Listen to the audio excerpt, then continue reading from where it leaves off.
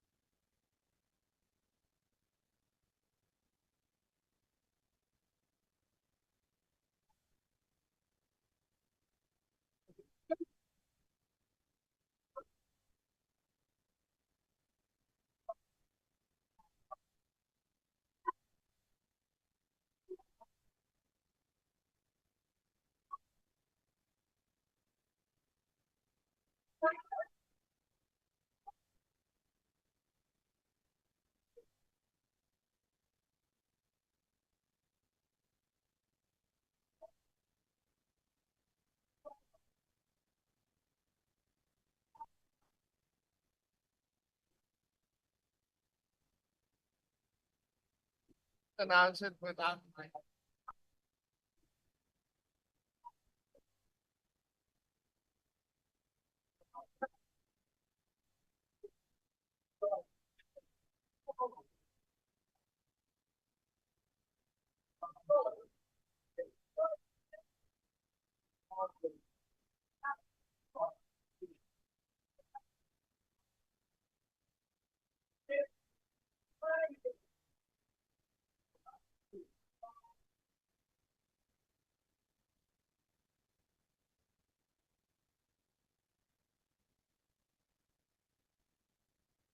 There will now be an opportunity for silent prayer or meditation.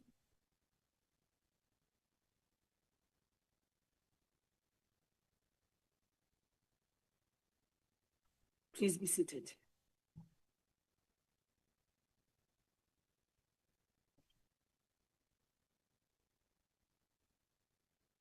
I'll request the secretary to read the order.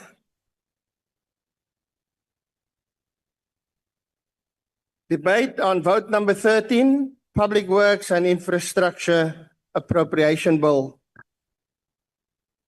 I will now recognize the Honorable Minister of Public Works and Infrastructure.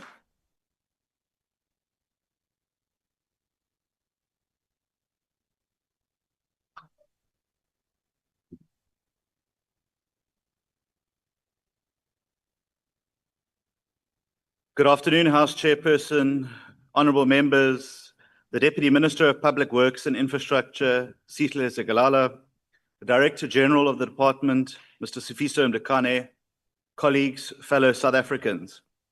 I also want to recognise a special guest of mine here today, Mr. Neil de Beer, who, as you know, was the former security advisor to late President Nelson Mandela, and dare I say it, a real MK operative.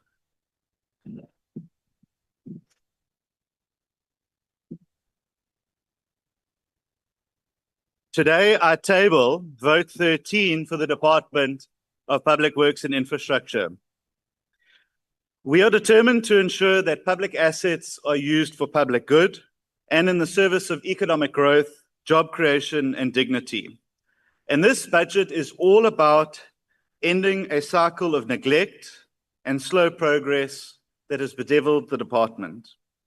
The Department of Public Works and Infrastructure has been allocated 7.6 billion rand for the next financial year, which grows to 7.9 billion rand in the 2026-27 financial year and 8.3 billion rand in the 26-27 financial year, with a total expenditure of the medium term of 23.8 billion.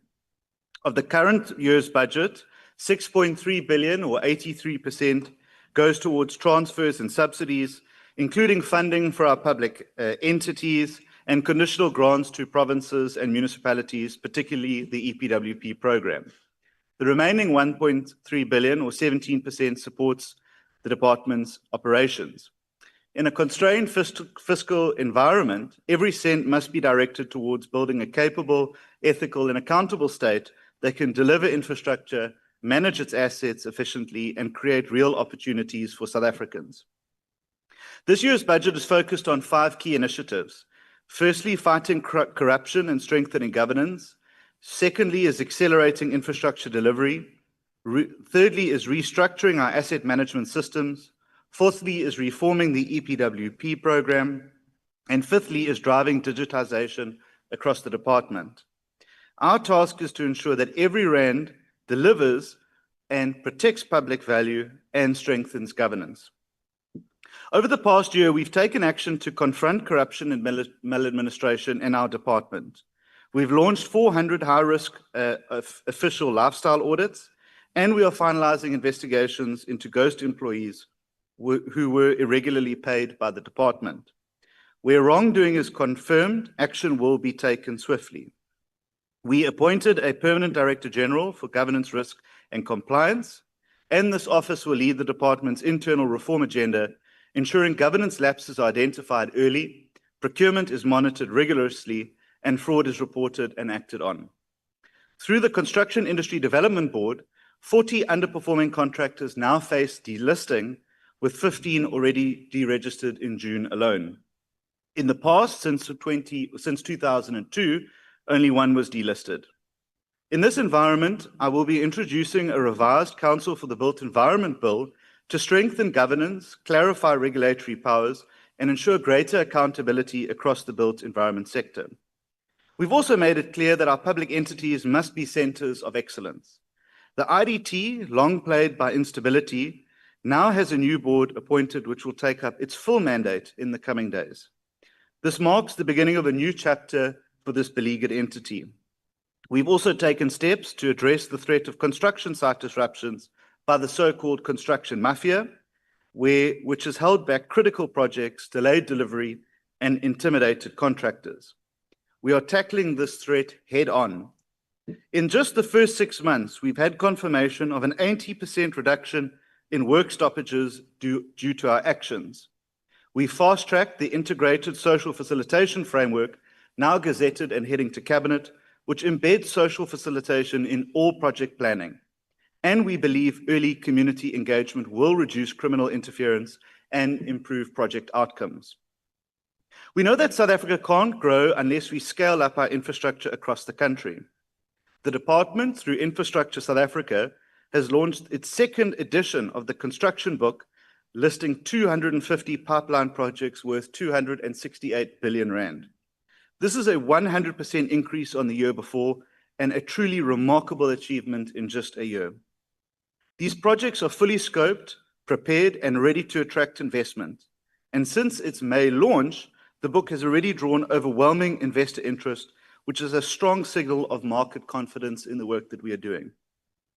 The launch of the project preparation facility, which was another first for us, received over 90 submissions for the 180 million rand in available funding that we brought to the book, further showing the serious demand and interest in the work that we are doing. We're engaging international partners like Meridian to scale up infrastructure investment and project planning. We must now respond with delivery, with the top 7 priority projects announced during the SIDS SA 2025 conference.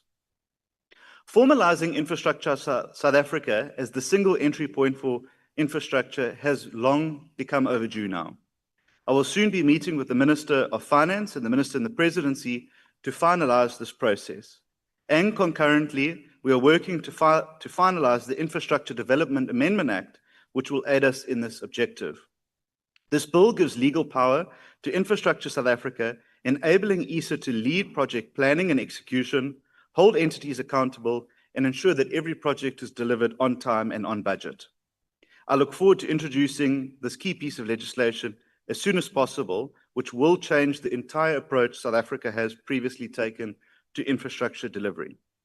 In another first, we've launched the Adopt a Municipality program to assist local municipalities with infrastructure delivery.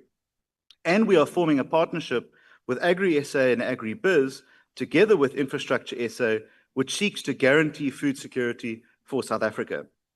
In the year ahead, Infrastructure South Africa will play a greater role in project packaging, preparing, and execution. The department manages over 88,000 buildings and 5 million hectares of land. In essence, we are South Africa's largest property portfolio. The management of these assets falls within our property management trading entity, but for decades this portfolio has underperformed and been underutilized, and we are going to be changing that. We're overhauling the 20-year-old Government Immovable Asset Management Act to enable modern, flexible asset use and pilot innovation. With these amendments, we are able to make our assets to become revenue generating, create investment opportunities for both domestic and foreign investors, as well as providing jobs and economic growth. We are restructuring the PMTE to ensure that the asset base of the state is managed with professionalism, discipline, and a return on investment mindset. In this regard, we want to develop a high-value asset portfolio which is investable and which generates returns for the state. This will be a difficult process, but ladies and gentlemen, honourable members, it is absolutely essential. We have already begun identifying government leases that can be migrated from private properties to state buildings. We cannot and we should not be paying 6 billion rand a year in leases when we have empty government buildings, and this can be better spent on upgrading our own inventory. We are also using public land to drive economic and social development. We've released properties for use as shelters in the fight against GBV and substance abuse. In the last year, we've released 17 such properties in Gauteng, in Mpumalanga, and the Western Cape, including 2 in Malmesbury this morning, with more to follow in the next few months. We are also building partnerships to unlock large-scale infrastructure initiatives. This week, I met with the Minister of Human Settlements to finalize collaboration around Operation Vulindlela 2 priority housing and land release projects to ensure that we use idle land to expand opportunities for social housing, something that has not meaningfully taken place to date. In KwaZulu-Natal, we are working with the SAPS to establish a state-of-the-art forensic laboratory, and this lab will accelerate DNA testing and support justice for victims. And in Johannesburg, we are partnering with the NGOs, with an organization called Josie My Josie, where at the end of this month, we'll be signing an MOU for them to maintain and repair the Johannesburg High Court at absolutely no cost to the state. Fully privately funded, this project will restore one of South Africa's busiest courts to full function. A central element of our asset modernization program is the creation of the Strategic and Special Delivery Unit. Based in the office of the DG, the SSDU is tasked with unlocking public value from underutilized assets where the department has been unable to implement the necessary change or where projects have been stalled for a few years. Its first focus is to overhaul leasing and to unlock revenue, investment, and job creation.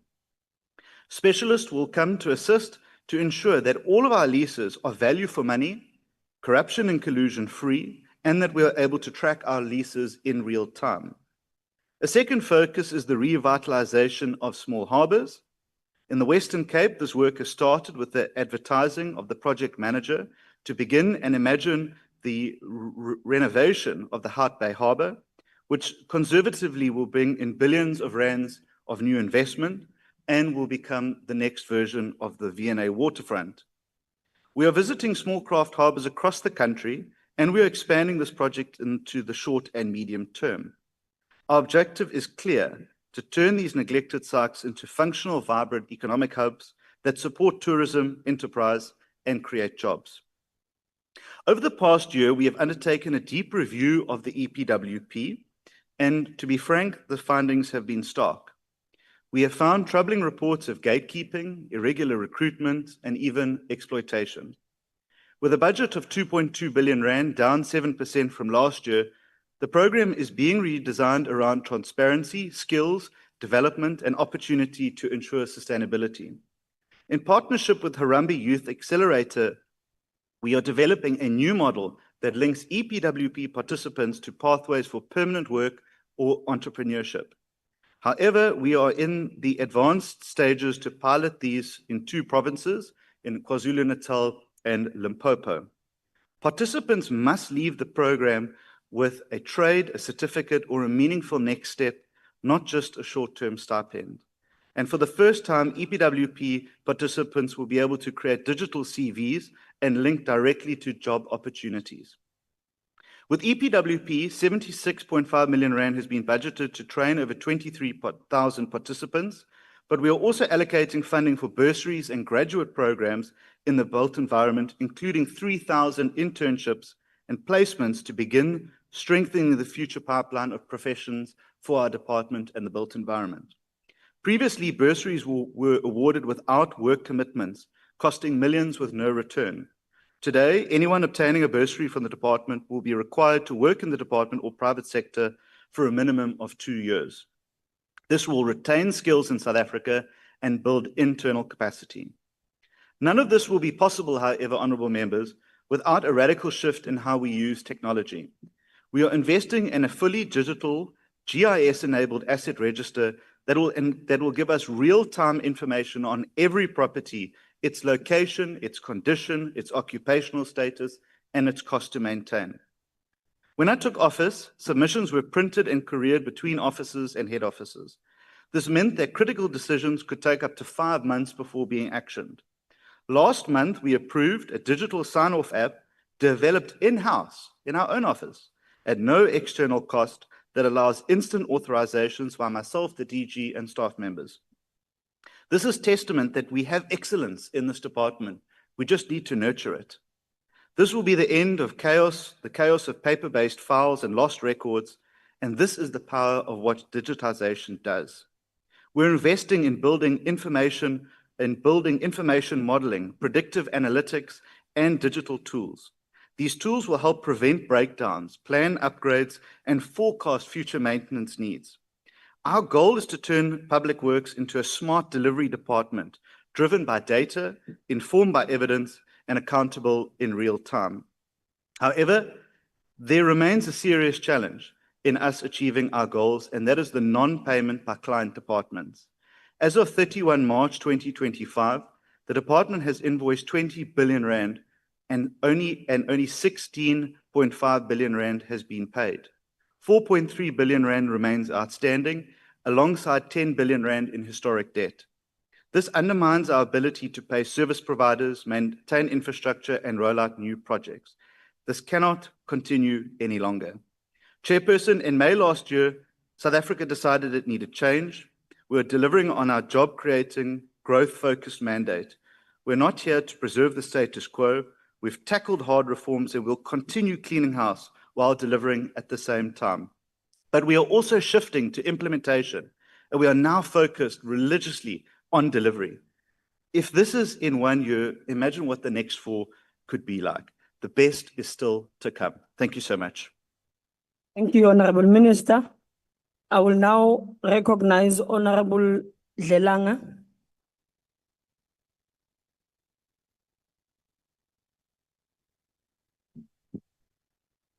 House Chairperson, Minister Amafisi, Deputy Minister Zigalala, DG and the team, honorable members, Molweni, Sanbonani, Dumelang.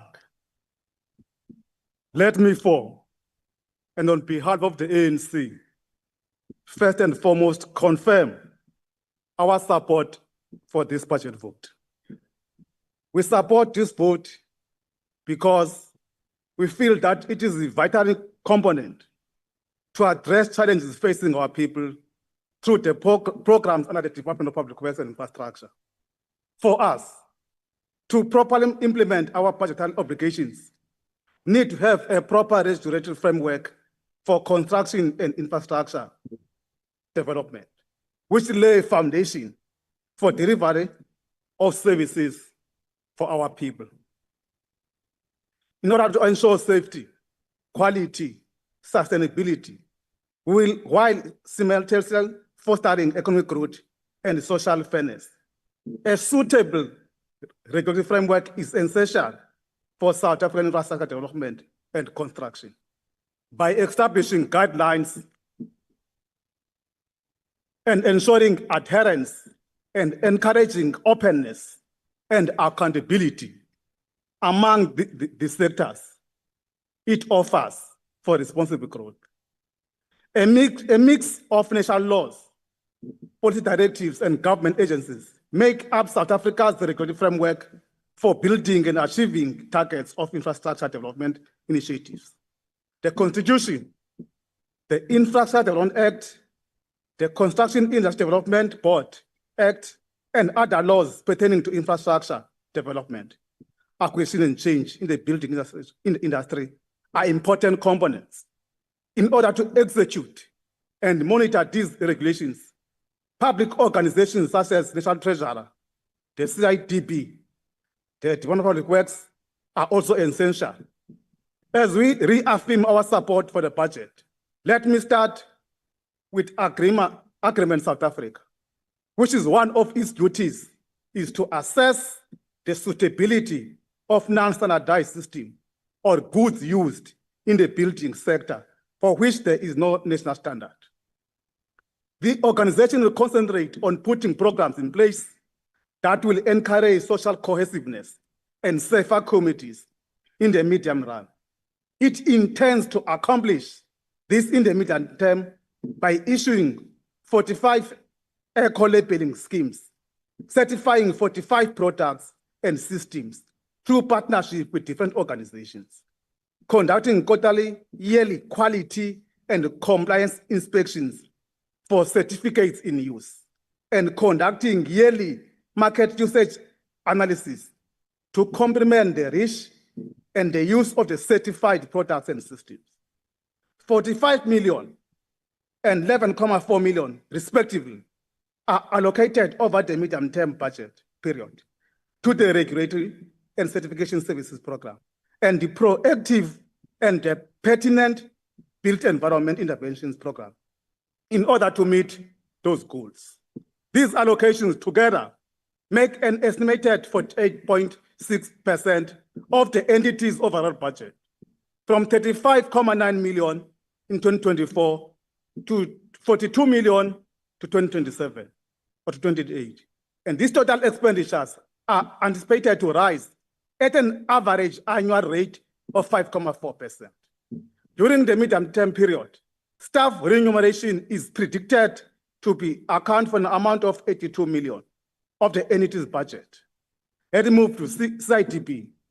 This entity is also very important, which is required to oversee the transformation of the construction sector by promoting and facilitating the participation of historically underrepresented groups, to establish and to promote best practices among the public and the private sector roles in the construction delivery process, and providing strategic leadership to stakeholders in the industry to stimulate growth. The best project assessment plan, which aim to grow small and emerging contractors in the industry and to increase capacity, is implemented by this board. Over the coming years, this program is anticipated to bring in an estimated 240 million. And this board will carry out its developing strategies, including offering development finance, with the use of these monies. Then we move faster to the Council for the Built Environment, which is also a critical organization, which encourages and defends the public's interest in matters pertaining to built environment. It encourages and preserves a sustainable built and natural environment while encouraging the continuous development of human resource in the built environment, which further it promotes and encourages the prudent management of the built environment professions and make it easier for professionals in the built environment to participate in integrated development within the framework of national objectives. As a result, the Council intends to keep concentrating on facilitating and managing the built environment skills pipeline in the medium-term environment. The Professional Skills and Capacity Development Program, which has a medium-term budget of 2.9 million, is anticipated to carry out these objectives. The Council intends to oversee the execution of the built environment structures. Let me move to the IDT. This is another important entity, and we need to look into this IDT. The IDT is a state development organization that carries out the projects that are commissioned by the state and local governments. These projects are social infrastructure programs as the foundation for reaching communities and creating assets on those areas. The IDT's medium-term goal is to empower the underprivileged communities by offering project management services for the construction and renovation of social infrastructure, mostly in rural areas, including schools, clinics, and community centers. By doing this, it anticipates creating 43,000 jobs opportunities annually over the course of the next years, primarily through the expanded public works program. An additional 8,637 jobs opportunities through the other program portfolios. And the program management, which has the medium-term budget of 681.6 million, will carry out all these tasks.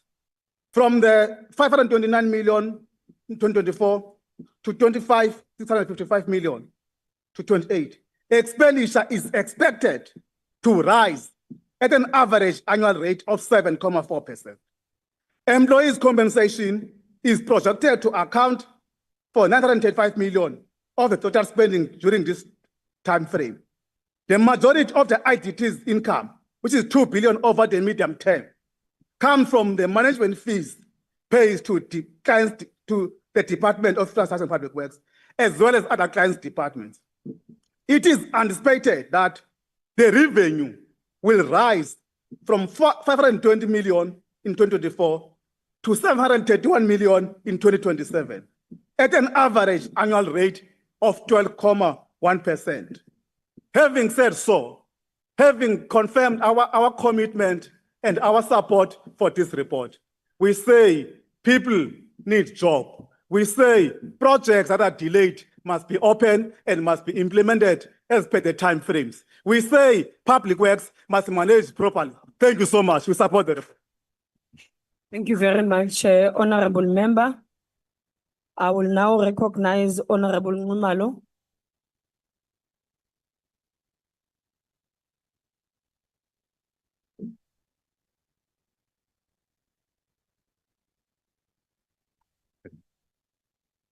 Honorable Chair, honorable members, Umkhonto weSizwe Party stands before this House not to decorate failure. Sorry, Honorable Ngumalo. Honorable members from the right side, the noise you are making. Can I not get any assistance, please? Please, can we keep it down so that we listen to other members on the podium as well? Continue, Honorable Ngumalo. Thank you. Umkhonto weSizwe Party stands before this House not to decorate failure with polite language, but to categorically reject budget vote 13 of the Department of Public Works and Infrastructure. Let us not sugarcoat the truth. This is not a pro-poor budget. It is the protection budget for the politically connected. It shields failing institutions such as IDT and CBE, just to name the few. Currently, CBE has got a vacancy rate of 30.7%, and it has got 20% vacant positions. This is another way of showing that this department is not going into the right direction. And also there is IDT that the minister has not mentioned in his, I don't want to say he's not mentioned, but he has not mentioned this fact that currently there is a fluctuating vacancy rate of 10 to 40% in IDT. And there is also no plan from the side of the minister as to how is he going to ensure that IDT does not heavily depend on the Department of Public Works and Infrastructure. We are told infrastructure is the heart of economic recovery, but what does this budget do? Real investment in capital infrastructure has declined. The PMTE, which is the very engine of public asset management, has seen a cut of 124 million. And the digitization program, which has already soaked in over 100 million of public funds, remain an empty promise. Where is the immovable asset register, Minister? The Minister has just spoken about 88,000 properties under this department. But the truth of the matter is, even the Minister himself is not sure as to how many properties this department has. Again, the Minister is talking about the 6 billion rands which is being spent on private leases, but he is not telling us, or is not coming up with a plan as to how is he going to stop that from happening over and over again. Now, let's come to the expanded public works program, which this department parades as a job creation success. Let me tell you, this one is also in crisis. The budget for the EPWP has dropped in real terms. The department speaks of creating 1 million work opportunities per year, but what it doesn't say is that these are temporary. They are poorly paid. The people who are working there are poorly paid. Again, the Minister has not come out clearly and to tell this House and the rest of South Africans that, look, the people who are working in those under EPWP are getting paid far less than what the Department of Labor stipulated. They are being paid something that is less than the living wage. Thank you. Yes. And are without upward mobility. The youth are being recycled through poverty, not lifted out of it. And shockingly, while millions of South Africans are without shelter, clean water or toilet, the Minister has not said anything about the prestige portfolio receives 71 million to maintain VIP residences and elite comfort. That is another problem with the GNU. We are paying a lot of money to make sure that the GNU is well taken care of.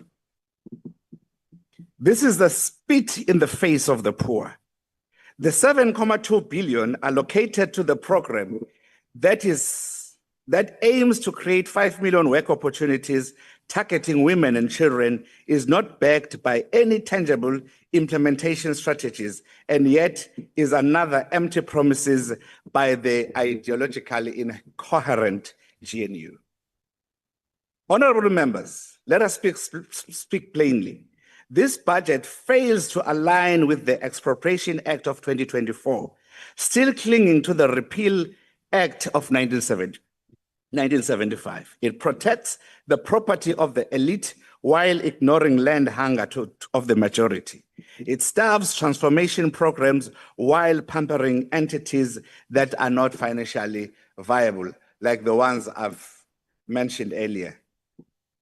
The property management trading entity is collapsing under its own debt and has failed to attract engineers, lawyers, and skilled staff. Again, the Minister has failed once more to tell this House as to how is he planning to make sure that this department, this entity in particular, is able to recover the monies that are owed to it. It can't even collect money owed to it by the government departments. And yet the department offers no real solutions, only meaningless jargon like oversight and coordination. Why is 54.1 billion worth of funding allocated to this entity if there is no clear evidence of its contribution to efficient and cost-effective service delivery to our people? The IDT, meant to bring dignity to infrastructure, is limping from one audit to the next. I talked about that one earlier. Its work opportunities are declining. Its finances are unsustainable, but still we are asked to rubber stamp this mess. Honorable Chair, the MKP represents the voiceless, landless, and the working poor We do not support a budget that prioritizes bureaucracy over building, chooses prestige over its people, and promotes empty targets over tangible changes.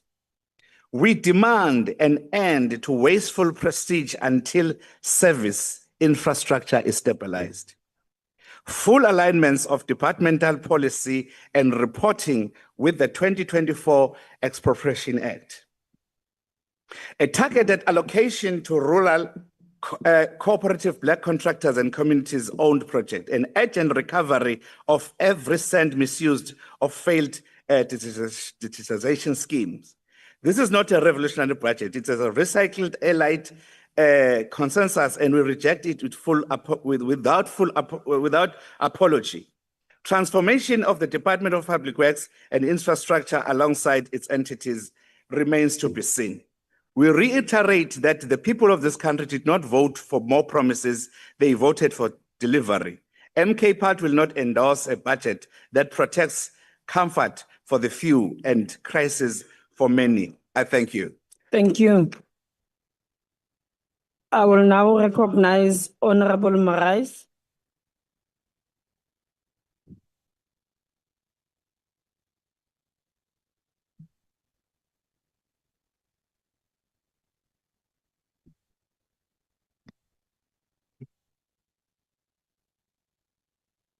Chairperson, the mandate of the Department of Public Works and Infrastructure was reconfigured in 2019 when the President of South Africa announced that he will assume the responsibility of coordinating all public infrastructure development in the country.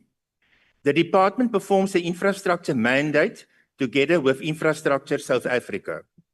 The goal of the National Infrastructure Plan 2025 is to create a foundation for achieving the National Development Plan 2030 vision of inclusive growth. The Department of Public Works and Infrastructure must implement a sector-wide infrastructure plan and focus on the impact of the sector towards economic growth, job creation, work opportunities, and infrastructure delivery. The Medium-Term Development Plan 2024 to 2029 outlines the following priorities relevant to the Department of Public Works and Infrastructure. Priority number 1 is inclusive growth and job creation. Priority number 2 is reduce poverty and tackle high cost of living. And priority number 3, a capable, ethical, and developmental state. Minister Dean McPherson has served with distinction since his appointment in June 2024. During this period, he has demonstrated exceptional leadership and unwavering commitment towards South Africa's economic growth and job creation through strategic infrastructure development. He has also prioritized transparency, fostered meaningful public-private partnerships, and championed ethical governance. Under Minister McPherson's stewardship, the Department of Public Works and Infrastructure has embraced a renewed focus on turning South Africa into a construction site through the visionary #Let's Build South Africa initiative. His dedication to creating an enabling environment for economic growth is evident in his proactive engagement with investors regarding policy, certainly culminating in successful hosting of the Sustainable Infrastructure Development Symposium South Africa 2025, a platform that has strengthened investor confidence and positioned South Africa as a destination for infrastructure investment. The 2025 SONA remains focused on job creation, the implementation of a large-scale infrastructure projects and maintenance. It highlights the aim of ensuring the public ownership of strategic ownership for public benefit. It is further focused on great efforts to move the country towards being free of corruption. The department received a voted allocation of 7.62 billion for 25-26, with which to accomplish these priorities. This represents an increase of 0.14 in nominal terms and a decrease of 0.14 in real terms, calculating the impact of inflation from the 24-25 adjustment appropriation of 7.61 billion. The department's budget represents approximately 0.1% of the national appropriation by vote, excluding direct charges. It is important to note the integration of the function of the Presidential Infrastructure Coordinating Commission, transferred from the Minister of Economic Development to the Minister of Public Works and Infrastructure. This functioning came into effect in April 2020. The aim is to improve the mandate to grow the economy through inclusive integrated planning and investment. The 2025 budget review outlines the government's aim of prioritizing infrastructure provision as follows.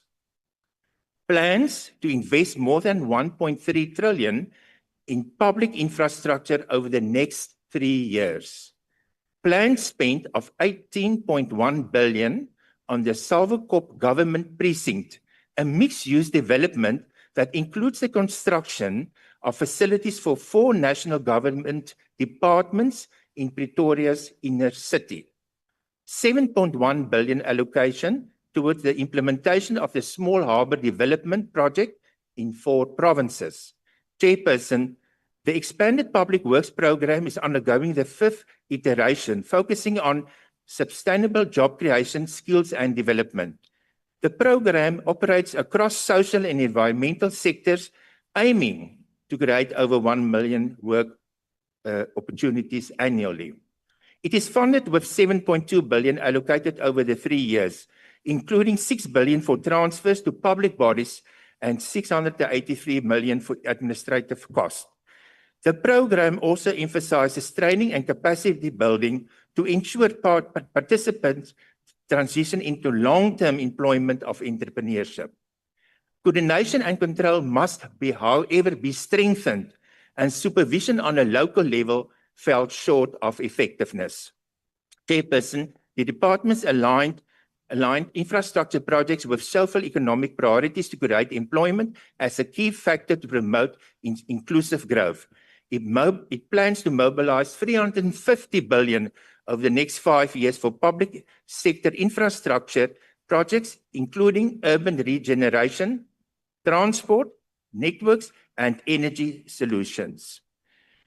We support all the initiative of the Minister to stimulate economic growth and job creation to change the South African landscape to a construction site in this 7th Parliament and as part of the GNU.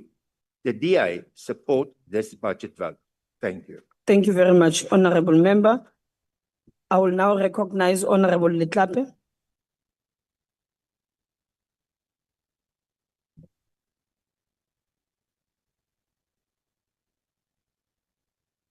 Thank you, Chair. The Economic Freedom Fighters rejects the Department of Public Works and Infrastructure budget vote. This budget is hollow, directionless, and uninspiring, and provides no departure from the lethargic manner the department has approached its mandate over the past 30 years. This department is entrusted to be the custodian of our nation's immovable assets worth trillions of rands, with the coordination of infrastructure development and the transformation of the built environment. Yet, year after year, what we see is a department wired with dysfunction, underspending, and policy stagnation. The priorities are stagnant, and each year is a rehashing of previous commitments with no one ever taking accountability for implementation. The digitization of the immovable asset register, improved assets management, and clean audits, all of these are permanent features of this department's annual plans, and yet nothing ever gets done. The so-called State Asset Information Management System has already cost taxpayers 100 million rand, and yet it's still incomplete. The PMTE, which is responsible for managing and maintaining state buildings, faces a whopping 124 million budget cut compared to last year.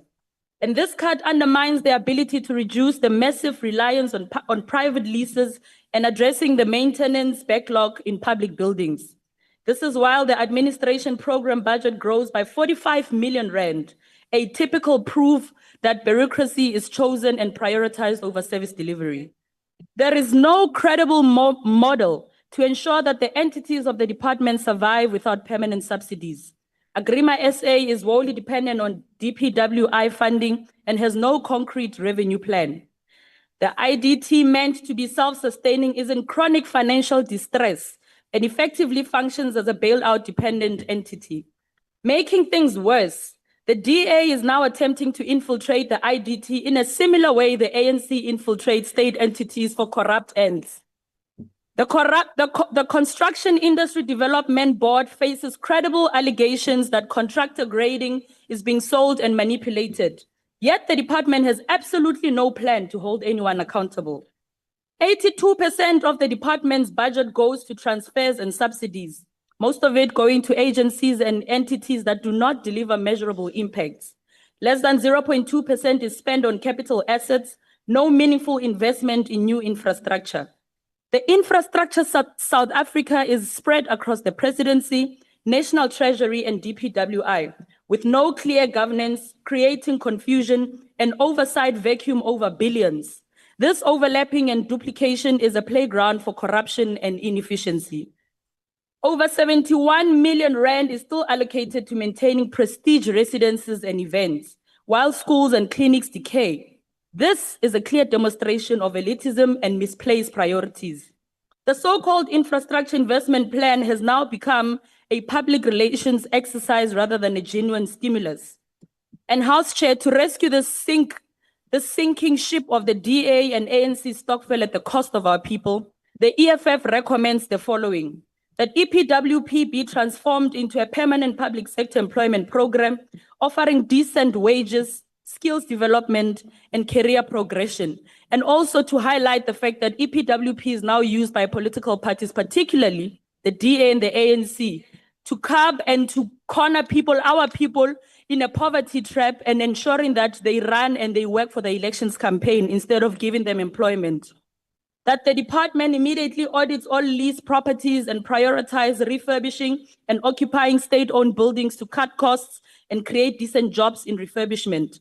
The department to strengthen its internal capacity to maintain infrastructure, especially schools, hospitals, and government buildings which are collapsing across the country.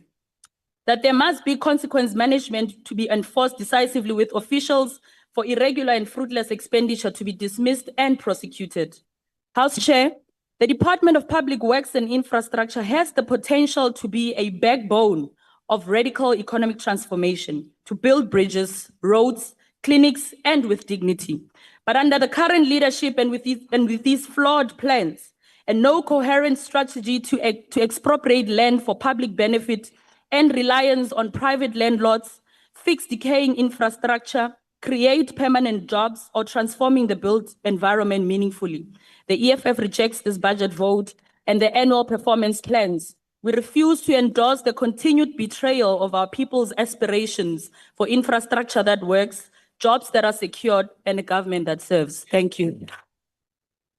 Thank you very much, Honorable Member. I'll now recognize Honorable Ngobo.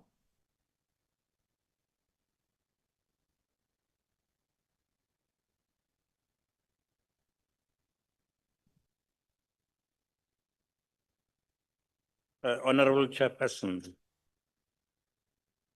the Department of Public Works and Infrastructure plays a crucial role in the development of South Africa.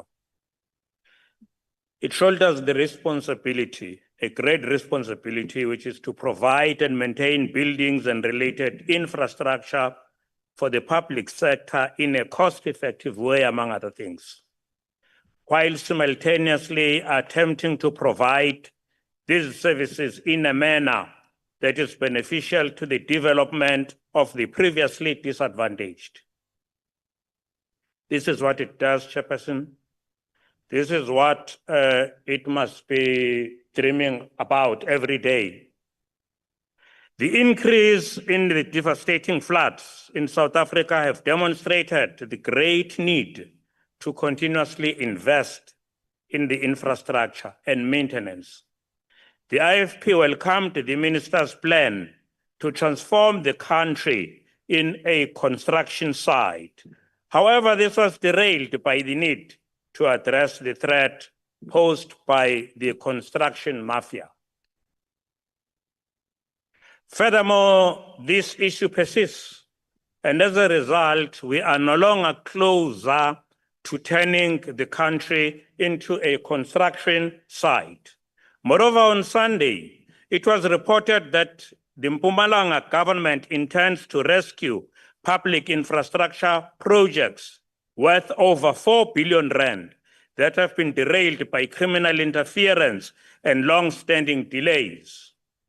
The failure to address this issue decisively has serious implications for the department's role in the medium-term plan, particularly in supporting the economic growth through infrastructure, investment, and promoting social equity by creating job opportunities. Now, turning to the department budget and annual performance, the IFP wishes to reiterate its concern over the slow progress in empowering the department to collect fees related to leasing, maintenance, and other costs owed by the client departments. Accordingly, number one, the IFP supports the resolution of the Portfolio Committee that the department must engage the National Treasury to resolve the persistent payment issues with client departments. And two, the IFP furthermore strongly supports the Portfolio Committee's recommendation that the department expedites progress in digitizing procurement processes and managing state assets. However, we note the concern, the absence of additional funding for the digitization project, despite its critical importance and the urgent need for implementation. The state asset information management system and the broader digitization strategy are essential to modernizing asset management and enhancement transparency. The budget reduction raises significant concerns, particularly regarding employee compensation. The cut poses a direct threat to the department's ability to attract and retain qualified, experienced property professionals.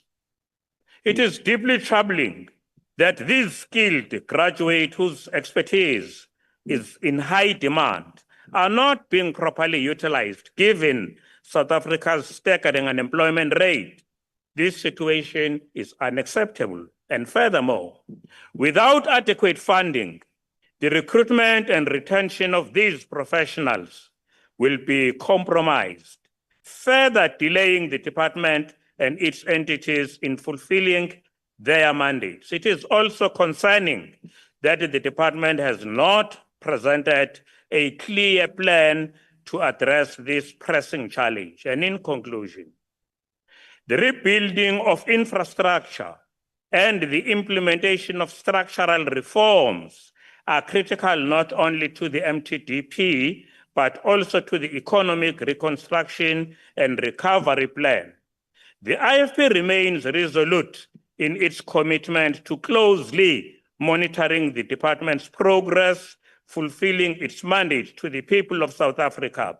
The IFP supports the budget vote, and thank you very much, Chairperson. Thank you, Honorable Member.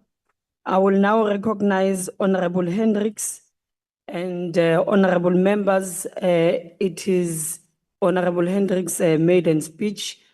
So if we can just be more welcoming. Thank you. Honorable Chairperson, honorable members, and my fellow South African patriots. On behalf of the Patriotic Alliance, I rise today in support of Vote 13. Public works and infrastructure for the 2025-26 financial year, not merely as a budget line item, but as a strategic investment in the dignity, safety, economic resilience of our people. We often speak of infrastructure as the backbone of development. But what good is a backbone if it is brittled, neglected, prone to collapse? Maintenance is not a technical afterthought. It is a moral imperative. This budget rightly allocates 38 million for repairs and maintenance across the Eastern Cape alone. This includes renovation of the DPWI houses and office accommodation, maintenance of critical plants, infrastructure, lifts, generators, transformers, deployment of 264 artisans across districts to perform routine, preventive, and corrective maintenance. These are not cosmetic upgrades. They are the difference between a functioning clinic and a condemned building, between a school that is inspire learning and one that endangers lives. We must confront the fiscal truth. Deferred maintenance is a debt. Every pothole left unpatched, every leaking roof ignored, compounds into litigation, emergency repairs, and stalled service delivery. The department has already faced costly legal judgment due to infrastructure failures. We cannot afford to repeat the cycle. This budget does more than fix buildings. It employs people. The expanded Public Works Program, EPW, received 7.2 billion over the MTEF period, with maintenance forming a key component of labor-intensive delivery. Artisans, technicians, and young graduates are being trained and deployed, not just to build, but to sustain. Let us be clear, maintenance is not a cost center. It is a job program, a skills pipeline, and a community stabilizer. The department rolls out of a culture change program centered on shared values and citizen-centric services. Is a welcome shift, Deputy Minister.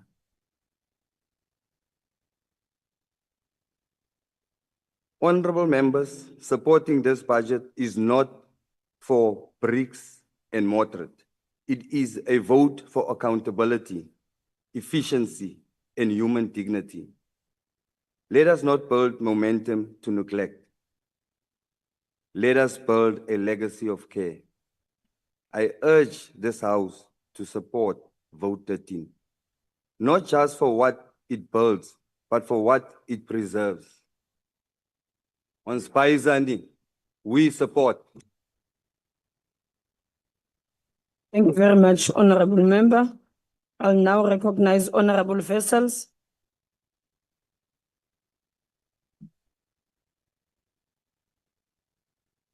Honorable House Chairperson, the reality is that inefficiency and criminality is deeply rooted in the Department of Public Works and Infrastructure.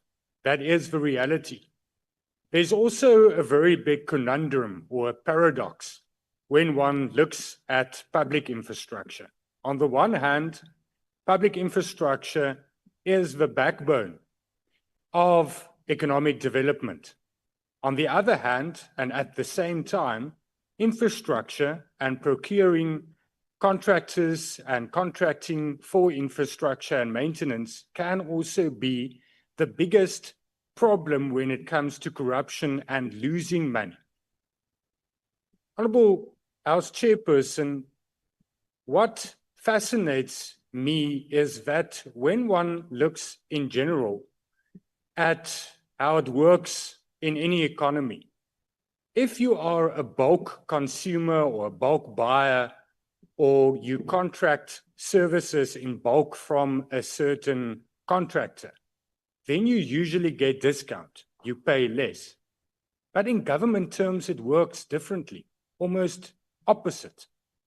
Because, Chairperson, when one acknowledges the fact that corruption is deeply rooted, the only way, Minister, through you, Chairperson, that one can actually rid this department and this whole sector of corruption is to re-look at how we identify the indicators of corruption.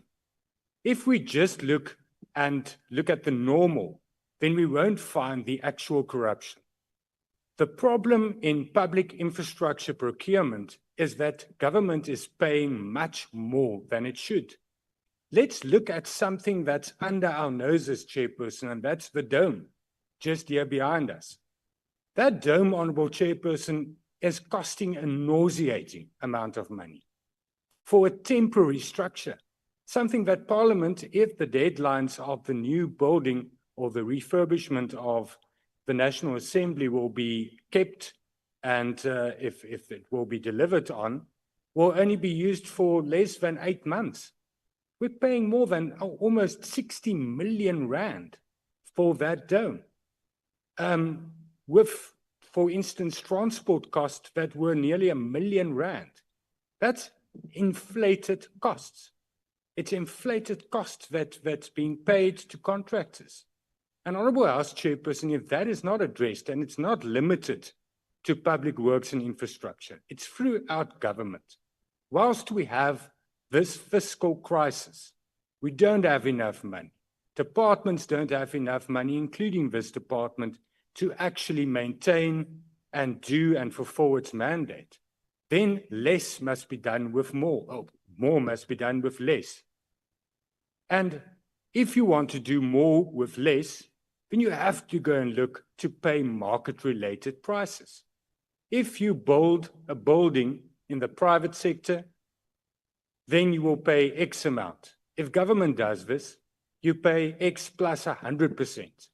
That must be addressed. We're losing money. Someone is getting richer, and it's not the people of South Africa. The people are continuing to suffer because of court buildings, hospitals, schools that are falling apart. There's no money for maintenance, but contractors are getting richer and richer. That must be addressed. Minister, you committed to rid this country of the construction mafia. Please do that urgently. I thank you. Thank you very much, Honourable Member. I'll now recognize Honourable Kobe.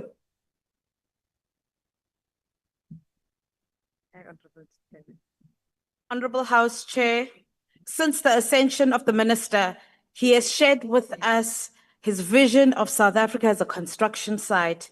However, a year later, economic growth remains below 1% and youth unemployment sits at unprecedented highs. Much like the GNU, this noble and very ambitious vision is fast approaching the end of its honeymoon phase. While we agree that infrastructure investment is key to sustainable economic recovery, we do not believe that the 7.62 billion allocated to this already dysfunctional department will achieve this goal. The budget represents a real decrease of 4.4% from the 2024-2025 adjusted appropriation. This cut threatens the department's ability to capacitate itself and deliver on its mandate. Public Works is South Africa's largest landlord, managing over 27,000 land parcels and 88,000 buildings through its property management trading entity. This portfolio, valued at 154 billion, is a national asset, but one in decline. The department has consistently failed to maintain its infrastructure, allowing assets to deteriorate and erode their economic value. Instead of leveraging these assets for financial sustainability, the PMTE relies on a growing overdraft while struggling to collect user charges owed by client departments. The PMTE is allocated 4.4 billion for the 2025-2026 financial year. On paper, this appears adequate, but in the absence of strategic planning and innovation, the entity has become a liability rather than an asset. But this is not what you will typically see broadcasted by the department to South Africans. You will instead be shown press conferences with the minister handing out land parcels here and there and buildings, as we have seen recently with social development and in Mpumalanga and quite recently in Nkandla. Meanwhile, just last week, the department appeared before the South African Human Rights Commission, summoned to explain the appalling state of facilities used by SAPS and correctional services, facilities which endanger the safety and dignity of those who live with them. It's a classic Kansas City shuffle, distracting us with ample social media posts and endless media briefings while deep institutional rot persists. This South Africa should serve as a serious warning about this department's capacity to manage its own responsibilities. The expanded public works program receives 2.29 billion, 30.2% of the budget, yet it reflects a nominal decline of 3.2%. With this decline, we can only hope that not one less beneficiary from our townships and villages will be denied the opportunity to participate in this program. We hope that this investment will not fall prey to councillors who exploit these programs for electioneering, especially ahead of the 2026 local government elections. EPWP remains plagued by poor HR practices, unreliable funding, and a lack of accountability. Honorable Minister, it is not enough to offer people temporary work without real pathways to long-term employment. The department must equip beneficiaries with skills to contribute meaningfully to the construction site we are yet to see. Minister, before grand visions and lofty ideals, let's get the basics right. Maybe we can start with your plans to address the existing 8 billion maintenance backlog. Public Works does not need more PR or media briefings. It needs competent, decisive leadership to transform the built environment into the economic driver that it should be. In light of the above, Action SA will not be supporting this report. Thank you. The next speaker will be the Deputy Minister of Public Works and Infrastructure. Honorable Chair, Honorable Minister of Public Works and Infrastructure, Honorable Dean McPherson, Honorable members, the Director General and all senior managers present. I wish to start by paying homage and respect to the late Deputy President of our Republic, David Mabuza. We send our heartfelt condolences to his family. Our hearts are also with the chair of the Portfolio Committee, Honorable Phiri, and her family on the sad loss they've suffered. 70 years ago, the ANC led the South African society from all walks of life to adopt the Freedom Charter on the 26th of June, 1955. One of the key demands of the Freedom Charter is found under the clause, I quote, "The people shall share in the country's wealth," close quote. During the Watershed Conference of Morogoro in 1969, in its strategy and tactics, the ANC unambiguously stated that, as I quote, "In our country, more than in any other part of the oppressed world, it is inconceivable for the liberation to have meaning without a return of the wealth of the land to the people as a whole. It is therefore a fundamental feature of our strategy that victory must embrace more than formal political democracy. To allow the existing economic forces to retain their interest intact is to feed the rot of racial supremacy and does not represent even the shadow of liberation," close quote. As we debate Budget 13 of the Department of Public Works and Infrastructure, we are therefore called upon to remember the responsibility that history has bestowed on us to be the generation that deliver the injunctions of the Freedom Charter. As a department, as the minister stated in his address, we are denouncing the business as usual approach in the department. Our pursuit for service delivery excellence and high tangible performance is part of our attitude to ensure that we restore the confidence of the clients of the client departments. Honorable members, this budget vote offers us to reflect on transformation journey that started from 1994, especially to provide services to those who were denied. As we speak here, we have completed 48 bail bridges in the year 2024-2025. Additional 51 bridges are under construction.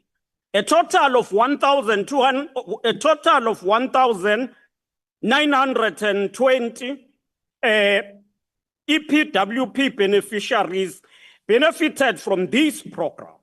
Honorable Chair, as a department, we are committed to ensure that the three provinces that were denied opportunity of small harpers are also serviced.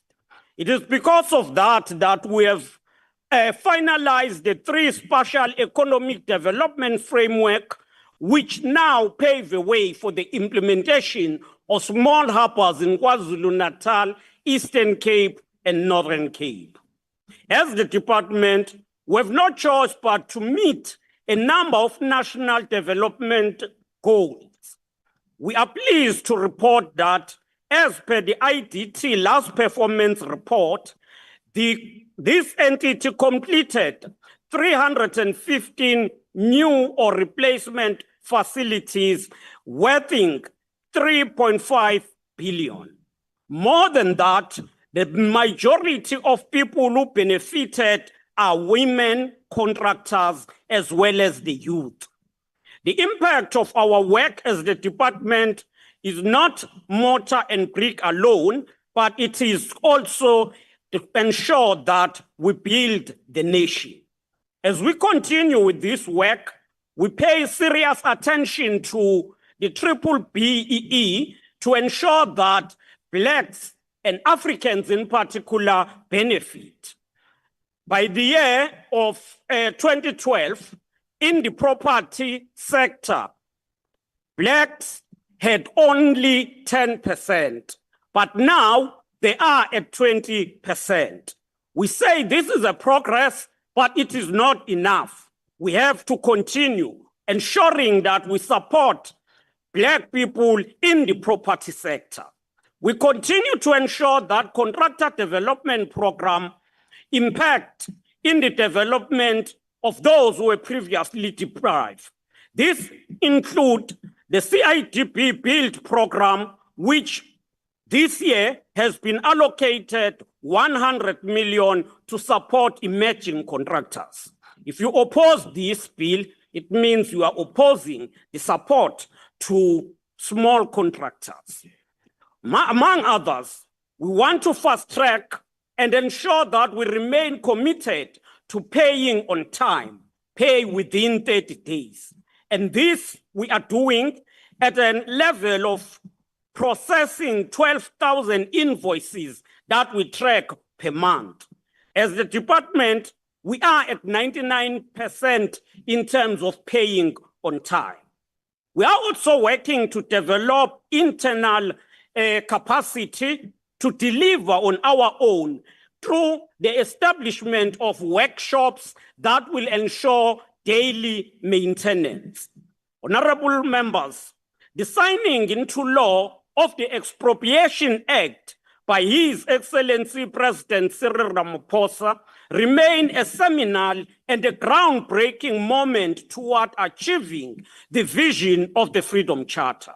We therefore need to move forward with the development of regulations that will guide all entities responsible for expropriation to execute this task.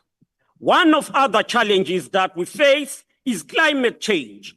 Climate change is real and must be treated as an urgent threat. In this regard, sustainable infrastructure development is a necessity, not a luxury. In addition to our policies that support sustainable infrastructure delivery, the department is proud of the work that is being done by Agrima SA in certifying eco-friendly building material to build climate resilient communities and promote local economic development.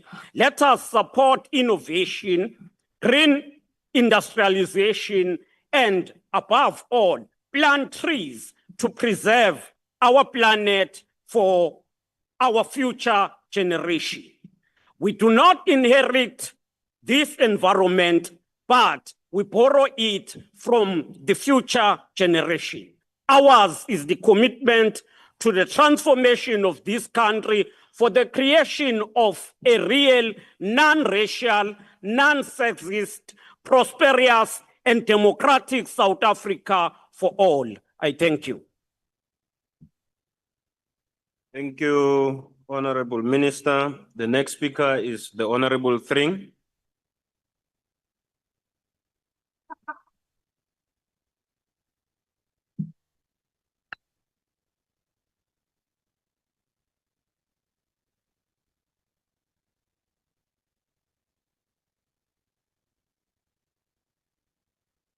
Honorable House Chairperson, the ACDP notes the budget allocation to this Department of Public Works and Infrastructure of some 7.9 billion for the current financial year. The department is the largest real estate owner in the country, managing some 29,955 land parcels, totaling 4.7 million hectares, yet produces poor economic returns or outcomes in comparison to the private sector. Since 2012, the PMTE has been unable to fully implement Archibus in developing a comprehensive asset register, a requirement from the Auditor General. The department cannot function effectively without knowing what it owns, and this deficiency opens the door for corruption and the hijacking of government buildings. The ACDP supports the department's urban regeneration efforts, as well as the repurposing of hijacked and underutilized buildings into affordable social housing or public use facilities, noting that many of these properties are controlled by criminal syndicates and are unsightly, posing safety and health risks. Minister, for as long as the construction mafia are not arrested, South Africa will not become a construction site. We support the strategic repositioning of the expanded public works program as a skills-based employment pipeline. In this regard, the shift from welfare to workforce is commendable, aligning with the ACDP's belief in restoring dignity through meaningful work. The Weli Sizwe Rural Bridges program, announced by Mr. Ramaphosa in 2022, offered promise as a catalytic intervention in rural infrastructure, with the potential of this program to connect communities to clinics, schools, and markets. However, despite the ambitious target, only 11 bridges from the total target of 288 have been completed. This raises legitimate concerns about delivery, capacity, and project oversight. The ACDP notes the department's ambitious infrastructure pipeline, including over 250 projects valued at 268 billion rand, as outlined in the Construction Book 2025. These projects must not remain paper promises. The hundreds of millions of wasted rands during the telecom towers procurement process and the tender corruption at the incomplete Jersey barrier wall in Josini have continually been raised by the ACDP. As kingdom builders, we refuse to be silent. Thank you. Thank you, Honorable Thring. The next speaker is Honorable Ghana. Oh, Choprana. Oh, it's good to see you, Honorable Reddy. Now, can some trauma stool? Honorable members, fellow South Africans, let's say it like it should be said. Public works is not working. We must say it like it should be said. Let's not say it otherwise. This afternoon, I rise for a judge, for a magistrate who wants to deliver justice, but there's no courtroom from where to do it. I rise for a traumatized South African who wants to report a crime, but must do so in a dilapidated police station. I rise for the families of the 34 individuals who lost their lives in the George building collapse in 2024. Successive committee reports on other departments serve as evidence of this department's failure to deliver on its mandate. Our public buildings are dilapidated. Our infrastructure, which remains insufficient for our growing population and economy, is collapsing. Regulatory bodies are not speaking to one another on vital construction projects, and South Africans are suffering. Almost all projects that this department embarks on are delayed and have cost overruns. Finding a public works project that's delivered on budget and on time is as rare as finding a white person that supported apartheid. The dome just across the road is just but one example. Don't tell us, Minister and Deputy Minister, don't tell us that you are changing. There's a project just here across the road, the dome. Can you promise all of us as members of parliament that one, you are going to deliver it on time, and two, that it will be on budget? I dare you to say it here. I dare you, Deputy Minister, I dare you, Minister, to tell us as members of parliament that the dome across the road will be finished on time and on budget. I doubt you will. I doubt you will. The failures of this department are written in failed service delivery, diminishing public trust and blood. And I must say you are the luckiest department, because even when you fail to deliver, no one marches to your offices because they don't know that you are the cause of failure. The reason there's no service delivery is because of you. You can see them Tramashton. Now, can Chabseki, the next speaker, Honorable Webster. Honorable Webster, can you please go to your seat?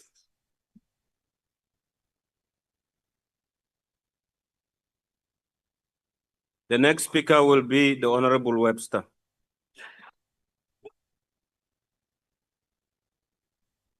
My name is Nobuntu Hlazo Webster. Thank you very much, Chairperson. We debate this Department of Public Works and Infrastructure budget on the backdrop of decaying infrastructure in South Africa.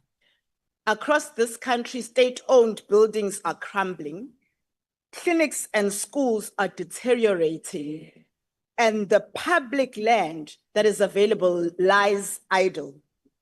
And nowhere is this dysfunction more obvious than in this National Assembly precinct, where it's been over 1,200 days since the fire gutted the chamber, and still we get delays, excuses, and shifting timelines. Last month, we were told that only 11% of the funds earmarked for the rebuilding of the NA had actually been spent.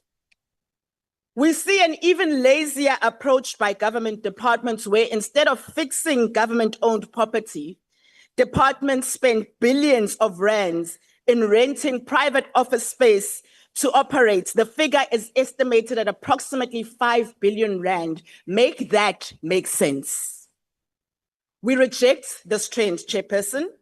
The Department of Public Works is meant to function as the state's property manager, responsible for maintaining the assets that underpin public service and delivery. Yet year after year, this is the same department that underspends on critical infrastructure while returning unspent funds, while we're in a country where schools operate in unsafe buildings, where clinics lack basic infrastructure to deliver healthcare, and where rural roads are unusable. We cannot talk about infrastructure without talking about spatial justice. It appears that this department remains allergic to championing spatial justice. In Cape Town, large, well-allocated parcels of state land sit unused and mismanaged, while housing crisis in the city deepens. Among these are Acacia Park, Easterplaats, and Wingfield. In March this year, I submitted a written question asking the minister where these land parcels would be released and when, and there was no reply. It is not the only question which the minister has not replied to. There are numerous over months unreplied to. I want to remind the minister that he is not only accountable or answerable to his party bosses, but that he is answerable to this house and through this house to the people of South Africa. Chairperson, with over 150 billion rand in property under the control of Public Works, we expect better, and in fact, we demand better. Until this department stops hoarding land, wasting public money on rentals instead of fixing state assets, and returning unspent funds while infrastructure crumbles, it will remain part of the problem. As my colleague said, you are the problem. Thank you. Order, honorable members. Order, honorable members. Honorable Dlamini. Order, please. Al Jama. NCC. Order. Honorable Webster, why are you rising? The minister is making signs and signals, and that's unparliamentary, and pointing, and that is completely unparliamentary, Chairperson. I did not see that, but I would urge the minister not to do that. Even that, can you please refrain from doing that?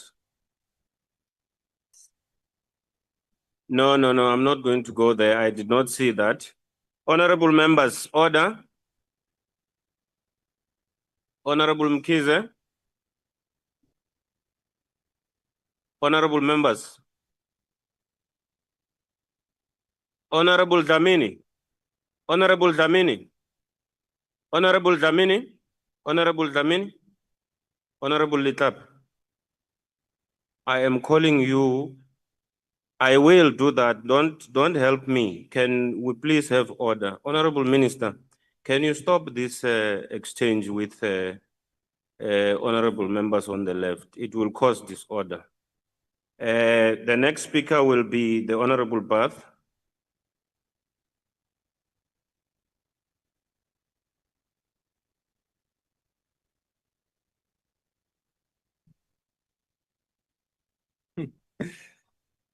Thank you, Chairperson. I find it very alarming that members of this House still do not understand that the rebuilding of Parliament does not fall within the Department of Public Works' purview. And also that members don't understand what national public works and provincial public works departments are responsible for. Clinics and hospitals are not the purview of the National Department of Public Works. But anyways, Chairperson, as members know, the Department of Public Works and Infrastructure is personal to me. I joined the department in 2012 through its bursary program and spent over a decade in its administration, from graduate to director, witnessing both its bureaucratic frustration and its immense untapped potential. This time last year, I stood here to support a budget inherited from the 6th administration, and this year we debate a budget shaped by new leadership. Minister McPherson's first turning South Africa into a construction site blueprint. If the past year was about clearing the rubble and designing the blueprint, then this budget is about laying the new foundation, strong, level, and ready to support a department capable of driving growth, creating jobs, and rebuilding public trust. Chairperson, in previous budgets, the department's plans sought to chase 7 national priorities, but only managed to address a few. This year's budget narrows the focus to 3 broad priorities: inclusive growth and job creation, the cost of living, and building a capable and ethical public service. These signal a department aligning itself to realistic outcomes. Chairperson, change is most visible in the struggling property management trading entity, and rightly so, as it oversees more than 88,000 government buildings owned by the state. For over 2 decades, the PMTE has existed more on paper than in principle. But under this budget, we are finally seeing a small movement. It now manages 54.1 billion rand with 3.9 billion or 7.2% allocated to maintenance, a welcome shift though, Minister, through you, Chairperson, this shift must continue to grow. Importantly, 12,600 hectares and over 55 state-owned properties have been released to the open market, including commercial land in Nkandla just this Monday, with the potential to unlock billions in private investment and stimulating new economic activity. It's so refreshing to hear something positive coming out of Nkandla for once. The DA also welcomes the transfer of properties to capable municipalities and provinces, enabling local delivery and saving the department money. This highlights putting public assets to public good.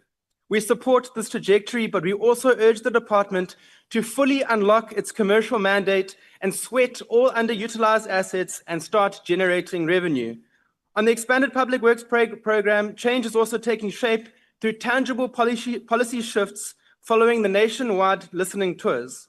A full reform of EPWP recruitment policy is underway, and to do away with political and other interference.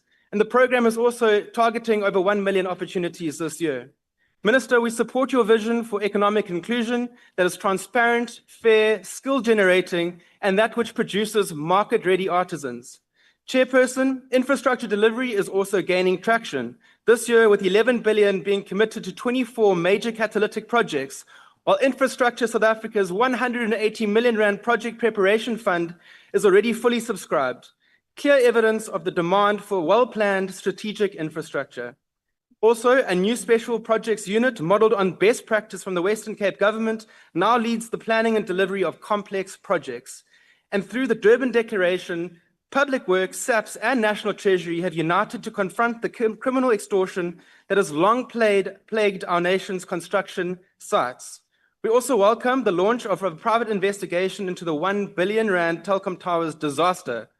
The committee eagerly awaits its outcomes, and we must ensure that accountability prevails and that we prevent this reoccurrence in the 7th administration. Minister McPherson has also prioritized strategic reform and oversight. A voluntary construction and asset management advisory board has been appointed, bringing valuable private sector expertise into public policy direction.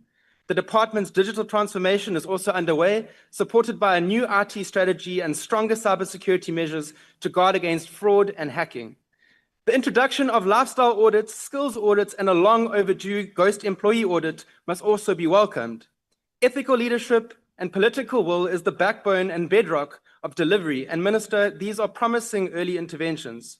Cabinet's approval of a new board for the Independent Development Trust, effective from the 4th of July, marks a vital reset for an entity that has long been in turmoil. The IDT must now prove it can become self-sustainable and corruption-free, or face being cut as part of government's fat if it fails. The Construction Industry Development Board, the Council for the Built Environment, and Agrima South Africa are showing slow signs of progress, with stronger contractor support, tighter enforcement, and renewed focus on women, young professionals, and innovation. The relevant boards and their executives must now double down to meet the demands of South Africa under construction. As a former bursary recipient myself, I also welcome the awarding of 63 bursaries to young built environment professionals this year. Chairperson, while challenges remain, this department is starting to turn the corner and deliver where it matters most. With a budget of only 7.6 billion, we are seeing what can be achieved when there's political will, clear focus, and ethical leadership. To the Minister, Deputy Minister, and administration, keep doing what you're doing, because public works works, because when public works works, South Africa works. The DA supports this budget. I thank you. Thank you. The next speaker is the Honorable Nkosi.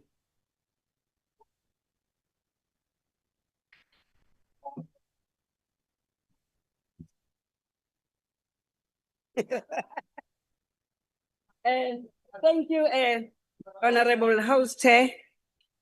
As the African National Congress under the Government of National Unity, we see the Department of Public Works and Infrastructure as fundamental tool of South Africa's growth, because this is where we facilitate economic activity and provide necessary services to our people.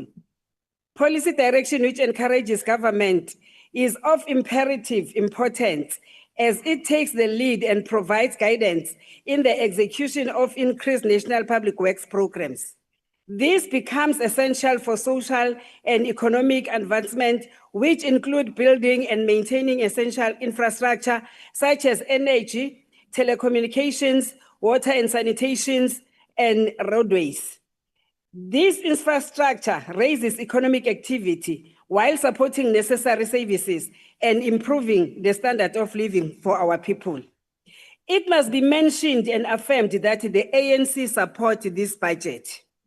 We support this budget as the ANC because, amongst other things, it is anticipated that spending will rise from 7.6 billion in 2024 to 2025, 8.3 billion in 2027 to 2028, at an average yearly rate of 3%. Approximately 19.7 billion of the department's overall budget for the upcoming 3 years will go towards transfer subsidies for the operations of its entities, non-profit organization, paying wages to those working under the expanded public works program, and conditional grants to provide and municipalities for program implementation. Employee remuneration will be at an amount of 2.1 billion and goods and services will amount to an amount of 2.1 billion and will account for an estimated 4.2 billion of expenditures over the next term. Emuva kocwaningo lomnyango wezezimali lonyaka ka2024 kuya ku2025 kanye nohlelo lwezenhlalakahle oluqhutshwa umnyango wezemisebenzi kahulumeni obhekelela izibonelelo zezifundazwe luhlanganiswe njengesibonelelo esisodwa ngaphansi kohlelo olulodwa olubizwa ngokuthi isibonelelo ezengeziwe semisebenzi kahulumeni ehlelelwe izifundazwe. Lokhu kwenziwe ngenhloso ngoba kwenziwa ngcono imikhiqizo ukushesha kokunikezelwa kosizo futhi kuncishiswe izihibe ekunikezeleni kosizo lwezibonelelo oluhlelwe izifundazwe. Lesi sibonelelo esisha esihlanganisiwe kulindeleke ukuthi sibhekelelwe ngesamba sika 2 billion eminyakeni emithathu ezayo. Ukuqiniswa kwamatomu ezinhlelo zokukhuliswa kwamakhono kudinga ukuba zihlomise umbuso ngamandla ukuze lelizwe lindlondlobale. Leli gxathu liyingxenye ebaluleke kakhulu ekundlondlobaliseni nasekuthuthukiseni kwalelizwe. A competent state can more accurately identify skills gaps, design training programs, and guarantee a steady supply of pertinent talents to meet economic demands and advance growth if it has strong institutions and knowledgeable workers.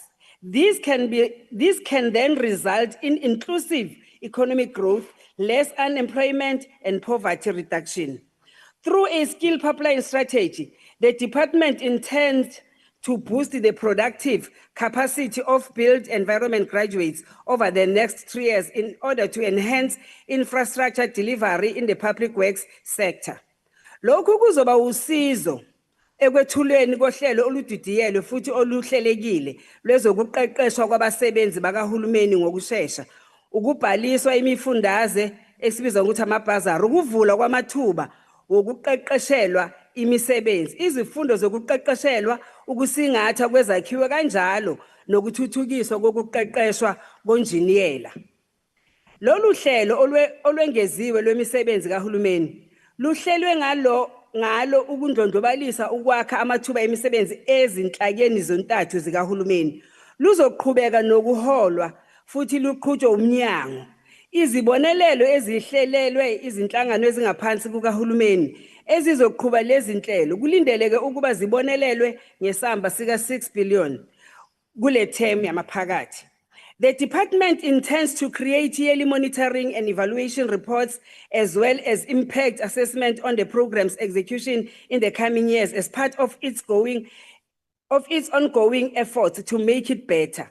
Additionally, it intends to offer technical assistance to 200 public agencies in the areas of infrastructure, society, the environment, and culture.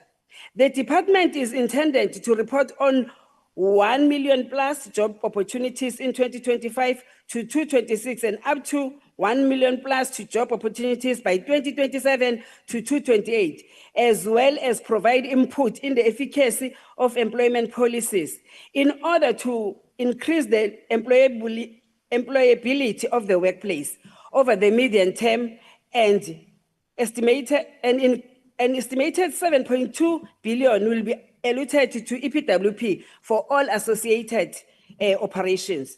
An estimated 689.1 million of this sum is set aside for personnel salary for managing the increased public works program, and another 532.3 million is allocated to goods and services, specifically for data collection, verification, monitoring, and assessment. As a result, the department intends to assist 3,800 recipients taking part in skills pipeline intervention programs in the medium term.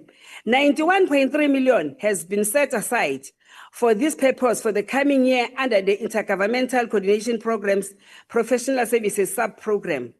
On January 23, 2025, President Cyril Ramaphosa signed the South African Expropriation Bill, now known as the Expropriation Act 13 of 2024, into law.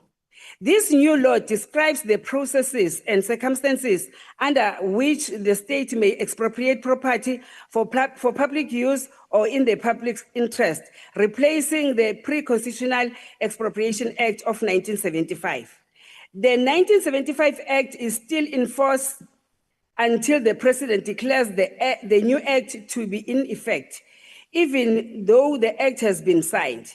The Act has generated a lot of discussions, with some arguing that it should be used to correct historical injustices, while others are worried about how it will affect property rights and economic stability. To assist the department in facilitating land acquisition when we deal with public goods and infrastructure development, the Expropriation Act becomes key. The Act permits the expropriation of land when willing buyer, willing seller, discussions are unsuccessful in securing land for projects. This can be extremely important. Expropriation is allowed for both public purpose and public interest, which specifically covers land reform and land access. Expropriation can be used to meet social demands like rural development and cheap housing because of this expanded meaning. We need to improve on our streamlined processes where the Expropriation Act provides clarity and certainty by outlining the expropriation procedure, including compensation and dispute settlement, which we have seen a backlog on such matters in the past. Through this act, there is emphasis on land reform that it must be consistent with constitutional obligation to rectify previous land ownership inequalities. This can be especially important for infrastructure initiatives that help underserved communities. Correcting the historical injustice of apartheid is not negotiable for the majority of South Africans. There must be no confusion between private property value and expropriation in the public interest and public purposes. This is within the rule of law, both locally and internationally, as all countries have expropriation legislation. We want to invest in infrastructure development, where we will be provided with mechanism on how to get land and improve economic development through investment in essential infrastructure like roads, schools, and hospitals. We believe that industrial development and job creation cannot be achieved without access to land through expropriation to improve economic growth and development of our people. The Expropriation Act will encourage and assist municipalities to acquire land for the purposes of important public projects which are aimed at uplifting our people who are mainly economically marginalized. We reaffirm our support for the budget because public works and infrastructure development in South Africa is emphasized by both the ANC and the National Development Plan as being essential to a social advancement and economic progress.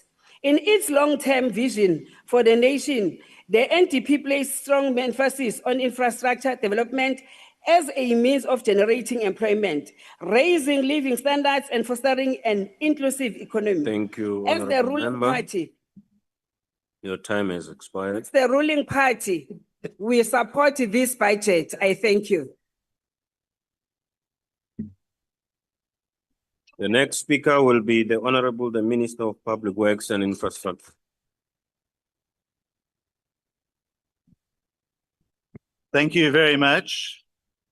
Thank you very much, and thank you to those honourable members that spoke in support, the DM, members of the Portfolio Committee, and other honourable members.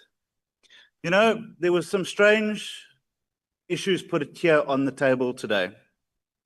On the one hand, the MK would say that there is no plan to fix and stabilise the IDT. But it has been the MK and the EFF that have fought me at every single turn to fix the IDT.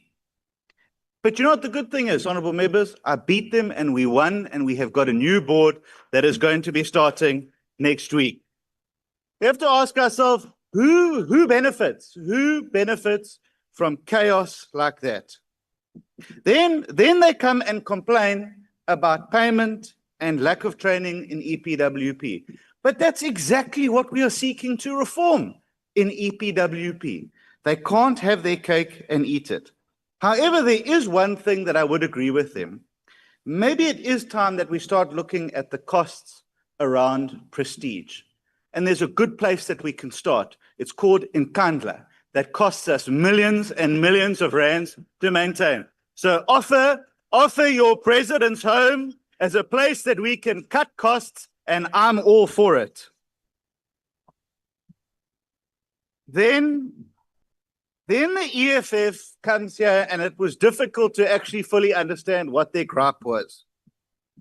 Because when it comes to engineering, the EFF do not have a good track record.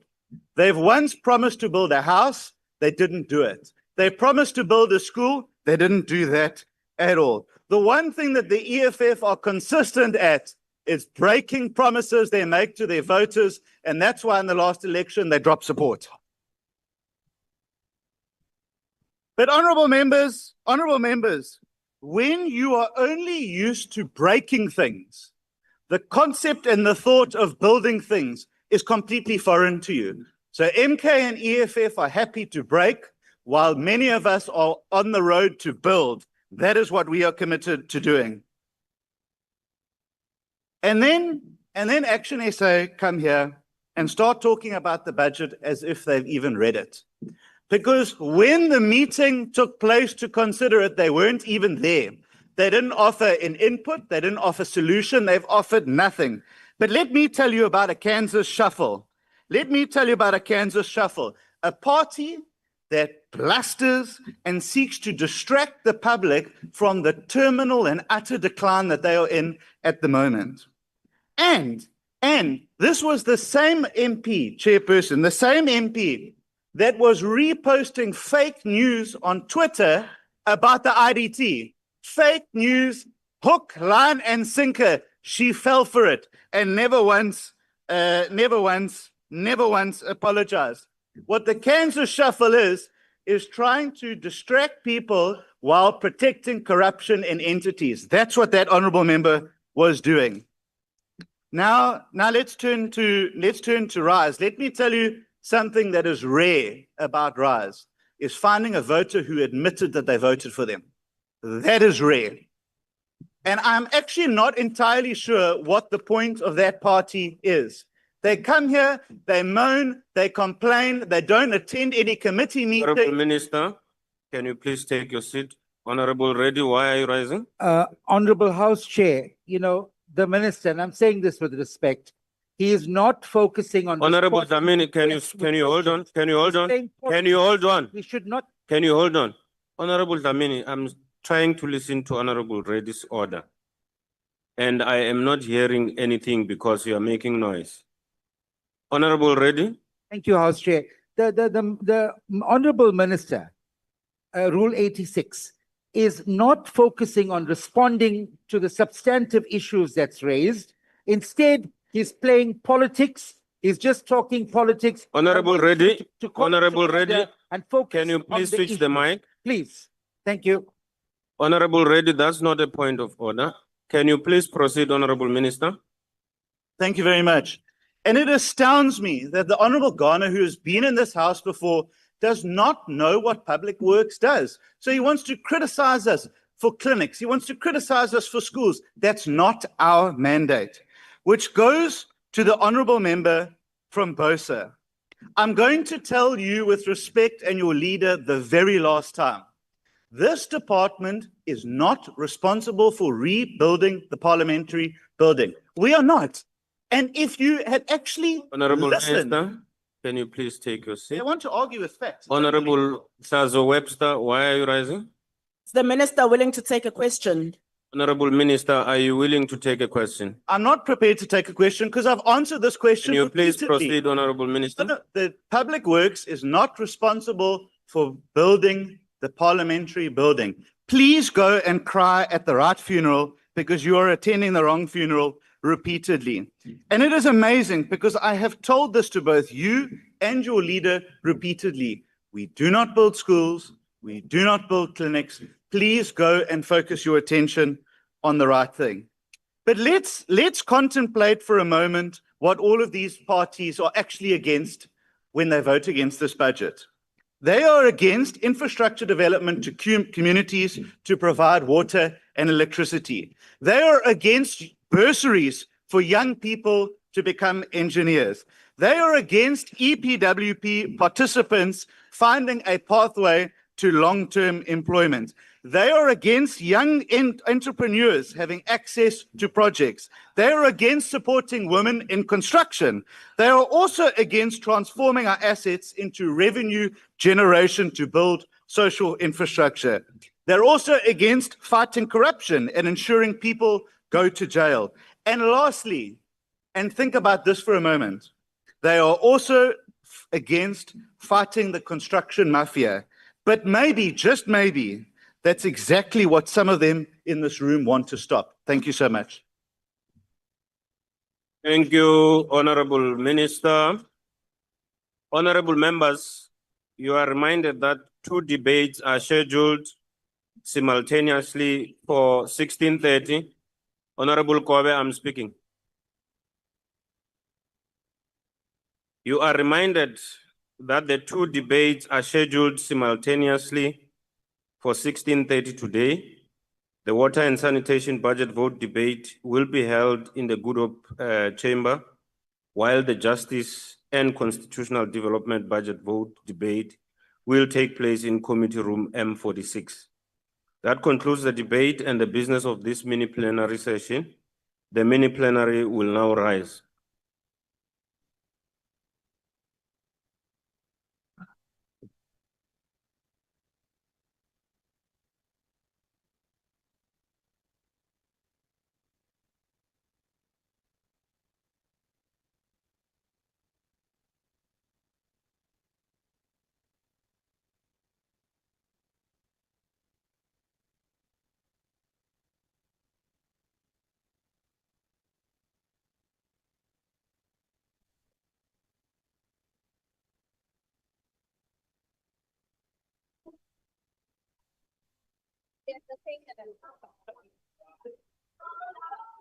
Great.